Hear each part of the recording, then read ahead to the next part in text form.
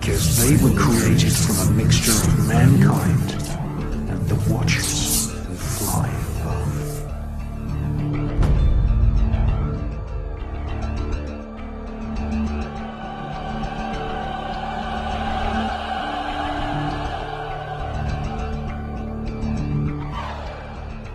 Himalayan legends tell of flying craft which exterminated whole regions of planet Earth using atomic weapons.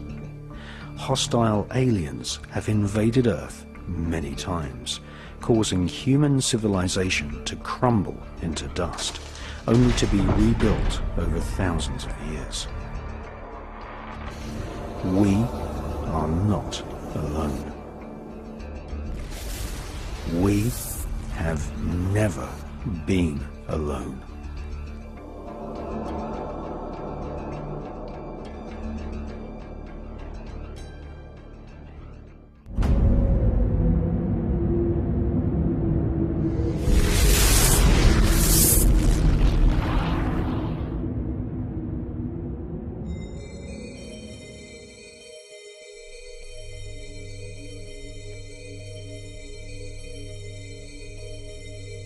Having been accused of planning the 9/11 terror attacks as an inside job, and having been exposed as a long-time member of the Skull and Bones secret society with macabre rituals, George W. Bush's popularity fell to an all-time low prior to the 2004 presidential election. Bush staged a grand photo opportunity at NASA, using the American space program as a grand charade, making a speech from NASA headquarters about the future exploration of space. But the speech by George W. Bush is not about the exploration of space. It is more about the exploitation of space.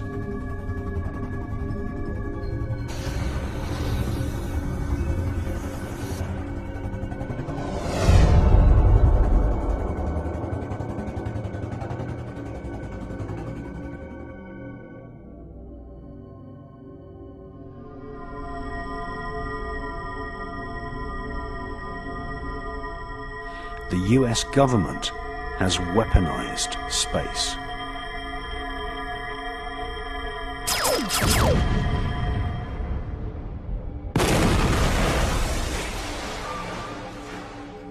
In December 2006, Nexus magazine republished news reports which claimed that communist Chinese satellites had fired laser beams at satellites owned by the American government.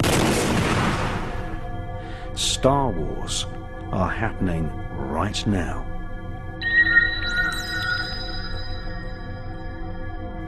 There are thousands of satellites in orbit. Many contain small nuclear reactors. When one of these nuclear-powered satellites falls back to Earth, it is like a silent H-bomb, depositing radioactive dust into the atmosphere.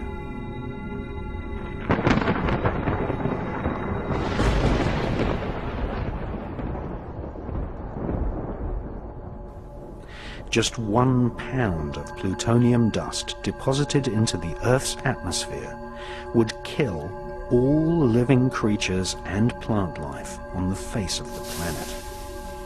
The US government presently has nearly 50 pounds of plutonium orbiting planet Earth in a range of military satellites.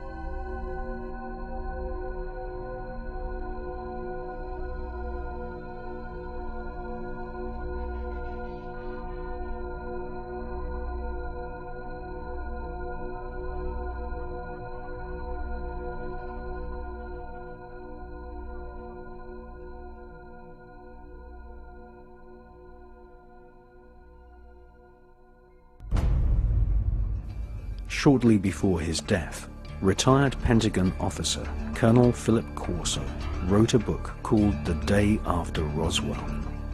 In this astounding book, he claimed that the Star Wars weapon system was placed in orbit to repel alien invaders.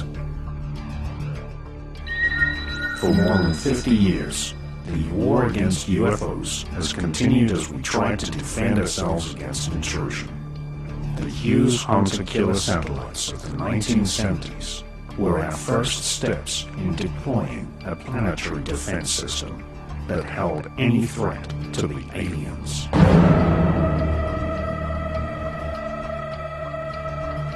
The US military has better, more accurate, and more powerful weapons for killing UFOs than were deployed in the movie Independence Day.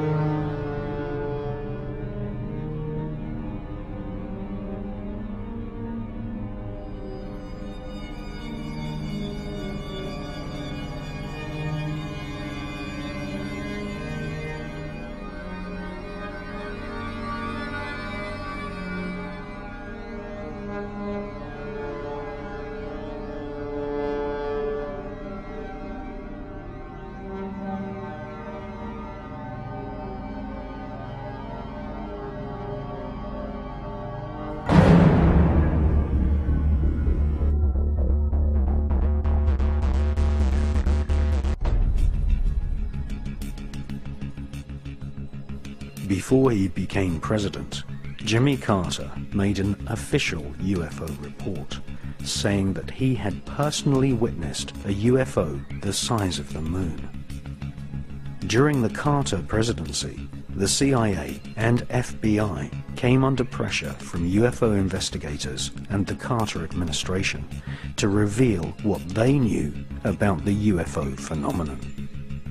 At first, the CIA denied ever having kept documents about UFOs.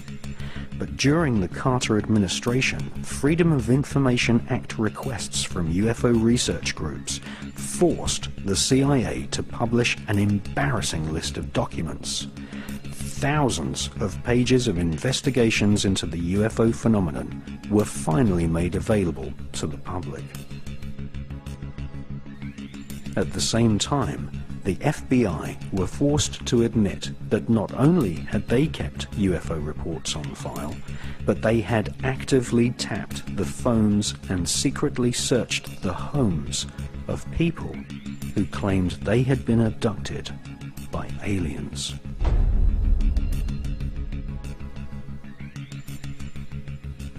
Of all the government agencies who have been deliberately silent regarding the possibility of aliens visiting planet Earth, it is the National Aeronautical and Space Administration, NASA, which has steadfastly refused to admit that they are actively involved in UFO research. However, we now know that NASA are actively involved in UFO research. More than 20 space shuttle missions have returned from space with video footage of unidentified flying objects. On every occasion, NASA have claimed that UFO